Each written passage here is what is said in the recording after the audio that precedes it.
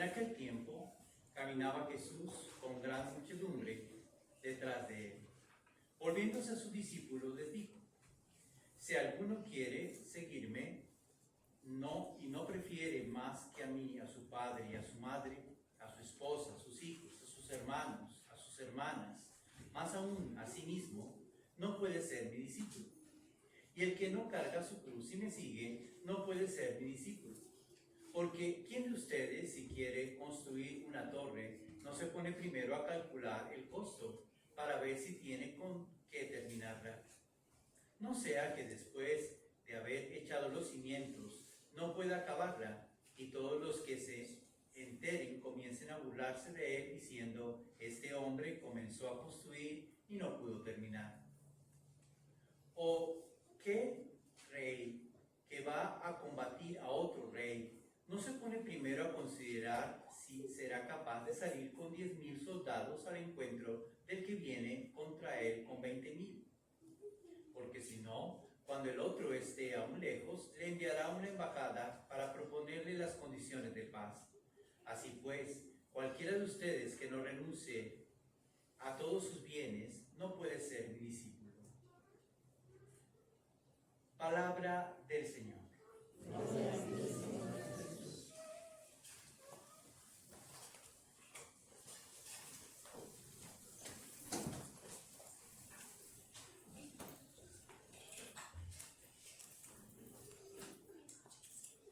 Queridos hermanos, nos decía al iniciar, es una alegría inmensa podernos encontrar, poder celebrar el día domingo la Sagrada Eucaristía.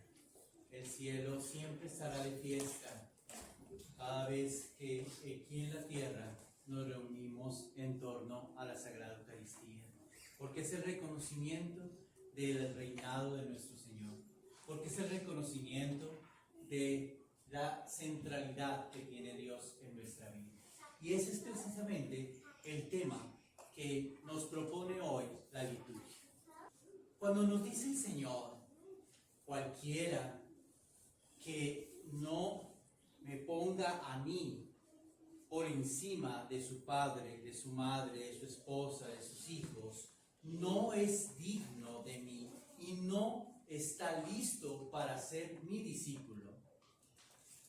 A veces nosotros tratamos de evadir como esto y decir: no, el Señor no quiso decir directamente eso, porque en algunas traducciones dice concretamente: el que no odia a su padre y a su madre, a su esposo, a sus hijos, ¿sí?, no es digno de mí. En algunas traducciones lo hacen, y no es una traducción errada. Así es la interpretación que se debe hacer de este texto. Entonces, como que nos escandalizamos un poco. ¿Y cómo así que el Señor, que ama a la familia, que quiere la unión familiar, nos está pidiendo que odiemos a nuestra familia? Eso debe haber allí alguna interpretación. Y es cuando los predicadores suavizamos un poco la cuestión y tratamos como de dar una interpretación, y la gente se va contenta porque no quiso decir que lo odie. ¿Qué significa que el Señor nos esté pidiendo que odiemos o que pongamos por encima de nuestros familiares a Dios? Se está refiriendo al primer mandamiento de la ley de Dios en primera instancia. Digamos que ese es un primer nivel de interpretación. Como dice el primer mandamiento: amarás al Señor tu Dios con todo tu corazón, con todas tus fuerzas, con todo tu ser, ¿verdad? Eso dice el primer mandamiento. Y nosotros podríamos decir: ok, se está refiriendo a que lo amemos a Él más que a los otros, ¿no? Pero todavía nos queda como en el ambiente la palabra odiar. Pero ya vamos a llegar allí. Es el primer nivel de interpretación, está aplicando el primer mandamiento. Pero ¿cuál sería un segundo nivel? Un segundo nivel. Cuando nuestras relaciones con nuestra familia, con nuestros amigos, con nuestras personas cercanas, no son sanas, sino que se vician de ciertas condiciones personales, es cuando estamos poniendo a estas personas en el centro y desplazando a Dios. ¿A qué me refiero? Cuando nosotros pensamos en nosotros mismos únicamente y nuestro orgullo va primero que todo, nuestras relaciones familiares, de amistad o de noviazgo, se vician porque vamos a utilizar a las otras personas para beneficio de mi propio orgullo. Las demás personas no son objeto de mi amor, sino que las otras personas están puestas allí para servicio de mi ego y de mi orgullo, como lo decíamos hace 8 días. Entonces las demás personas deben alabarme, las demás personas deben hacerme sentir bien, las demás personas deben decirme lo que a mí me gusta y hacer conmigo lo que a mí me gusta, o si no, esas personas ya no hacen parte de mi círculo de amor. Y cuando yo tiendo a utilizar a mi esposa, a mis hijos, a mis familiares, a mis amigos, para beneficio personal, porque es que tú existes para hacerme feliz a mí, y solo mis proyectos importan, los tuyos en segundo plano, pero los míos importan más, tienes que caminar es para que refuerces mis proyectos y me ayudes a mí a ser feliz. Oye, ¿y la felicidad mía después de la mía? No lo dicen, pero lo hacen. Porque el ser humano acostumbra a decir muchas cosas y actuar de manera diferente. Esa es nuestra manera de ser en la humanidad. Más allá de eso,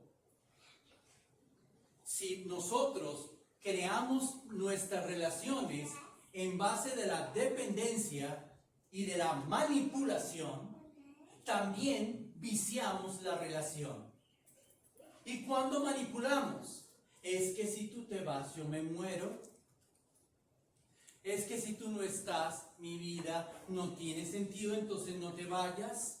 Y manipulamos afectivamente a las otras personas porque reconocemos que las necesitamos y dependemos de la presencia de la otra persona para poder estar bien o estables afectiva y psicológicamente. Y terminamos manipulando y encontramos manipulaciones inclusive de padres a hijos. Y los hijos que no pueden realizar su vida ni realizar su proyecto porque tienen que hacer felices a sus papás. Y tienen que hacer lo que sus papás dicen y lo que sus papás quieren que ellos hagan. Tienen que hacerlo porque o si no sus papás se entristecen y se mueren de tristeza. Y las relaciones entran en una manipulación, tanto de padres e hijos, de hijos a padres, de esposos a esposas y viceversa. Y entonces se vicia la relación y eso no es amor pleno, no es amor auténtico. Y podríamos seguir enumerando muchos vicios en el amor y en las relaciones humanas.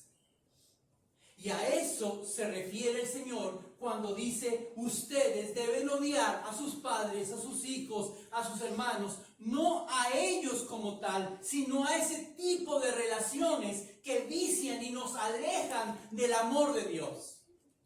La única manera de que Dios tenga la centralidad de nuestra vida es desarrollando en nosotros la capacidad de amar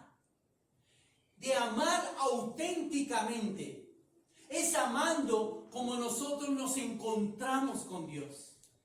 Es amando como nosotros conocemos a Dios. Y el ejercicio del amor se da en nuestras relaciones familiares o afectivas. Es allí donde se dan nuestras relaciones. Por eso decimos que los niños, los adolescentes, no aman auténticamente, porque ellos están madurando, ellos están aprendiendo y tienen a sus padres para que les ayuden a madurar esas relaciones y los orienten para que sus relaciones no sean ni dependencia ni manipulación, sino que aprendan poco a poco en una relación con Dios, aprendan a amar auténticamente. Y ese es el camino que debemos recorrer con ellos.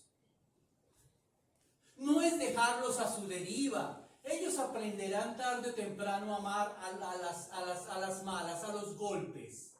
Hay que orientarlos. La relación que tú estás teniendo, eso que estás viviendo con tu novio, con tu novia, con tu amigo, con tu amiga, no es amor auténtico. Estás dependiendo, estás manipulando, te están manipulando, te están usando, estás siendo un objeto. Tienes que amarte a ti misma, a ti mismo un poco más, conocer un poco más de Dios, para que Dios te enseñe a madurar ese amor y llegues a ponerlo a Él en el centro y en el lugar donde se merece.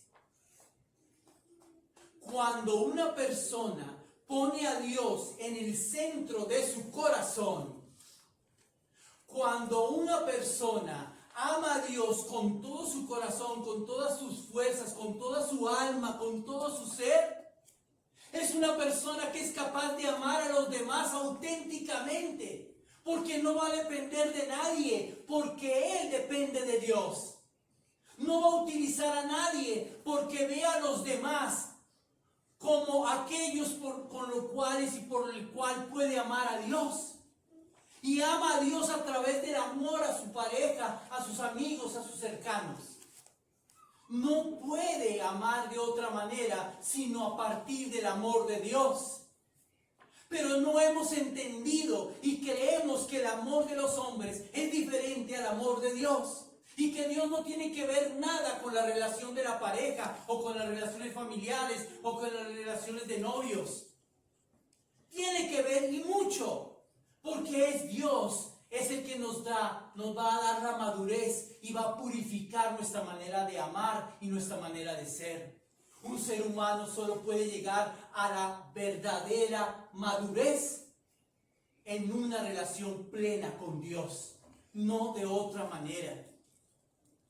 A Dios hay que ponerlo en el centro para que odiemos ese tipo de relaciones, para que purifiquemos nuestras relaciones, para que seamos capaces de dar la vida por los demás y por Dios como Él nos dio su vida por cada uno de nosotros. Ese es el camino y a eso se refiere el Señor cuando nos invita a odiar a nuestros padres, amigos, hijos y demás. Ahora la pregunta que debe quedar en nuestro corazón es: ¿qué lugar ocupa Dios en tu vida? Y ustedes pueden responder rápido. Lee tus acciones. Lee lo que tú haces. Y ahí encontrarás la respuesta. Porque a Dios no se le ama intelectualmente. A Dios no se le ama ni siquiera afectivamente. Porque podemos sentir mucho amor y ver una cruz y llorar. Pero a la hora de actuar en el amor de Dios, nos quedamos cortos.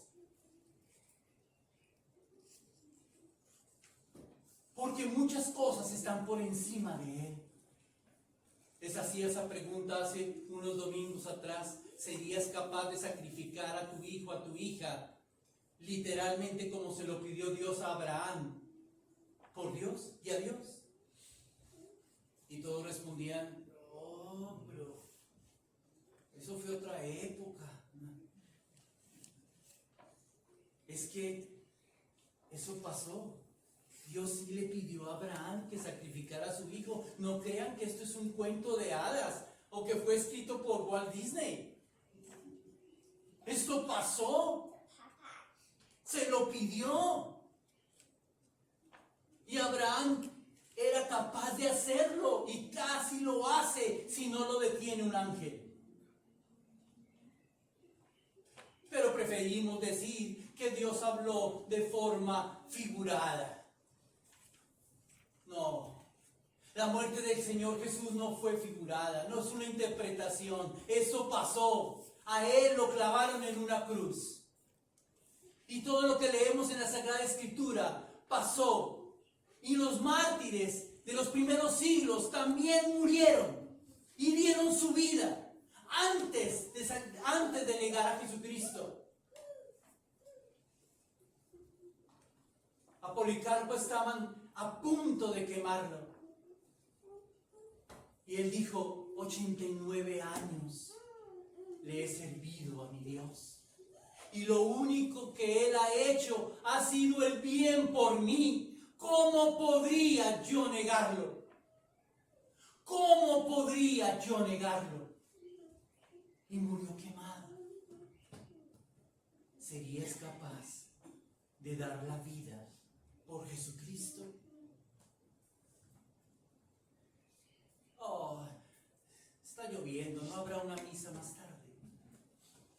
Oh, está haciendo mucho calor. Yo voy a misa más tarde. Dios comprende. Quedémonos en la fiesta y vamos otro día a misa.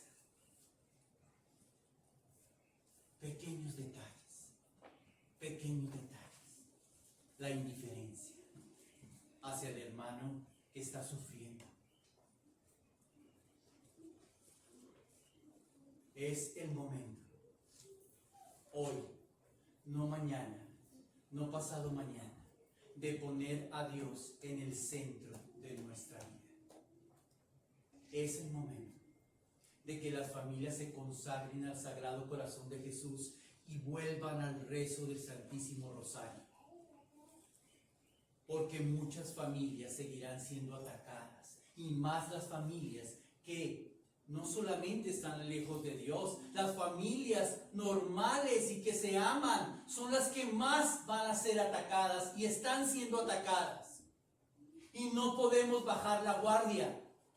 El diablo, como león rugiente, anda buscando a quien devorar, a quien poseer para matar, para humillar, para destruir, para dividir. Y es el momento de consagrarnos nuestras vidas y nuestras familias al corazón inmaculado de la Santísima Virgen María, quien como madre nos cobijará y nos protegerá contra las acechanzas del demonio. Él tiene que ser el centro, Él tiene que ser el único, Él debe ser amado sobre todas las cosas, siempre en tu vida, en tus acciones. No solamente en tu mente. Que Dios nos ayude, nos guarde, nos proteja y sea el Rey de nuestras vidas.